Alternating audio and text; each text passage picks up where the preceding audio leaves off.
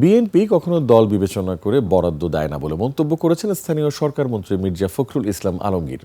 বুধবার বিকেলে ঠাকুরগাঁও জেলা পরিষদের আয়োজনে সামাজিক ও ধর্মীয় প্রতিষ্ঠানের উন্নয়নে চেক, হুইল চেয়ার, সেলাই মেশিন বিতরণ অনুষ্ঠানে এ কথা বলেন তিনি। মির্জা ফখরুল এ সময় সাফ জানান, কোন প্রতিষ্ঠানে কে জামাত করে, কে কোন দল করে, এগুলো বিএনপি বিবেচনা করে না।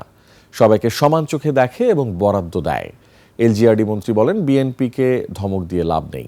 দলটি 17টি বছর আন্দোলন করেছে, অন্যায়, অত্যাচার, মিথ্যা মামলা ও হয়রানির শিকার হয়েছে।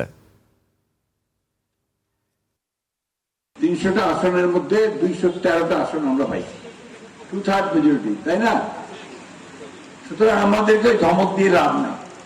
আমাদের ঠাকুরগাঁতে 13 জন শহীদ হয়েছে 24শে জুলাই, 5ই আগস্ট, ওই সময়টাতে আমাদের অসংখ্য ছেলে মেয়ে এখানে আপনার শহীদ হয়েছে, আহত হয়েছে।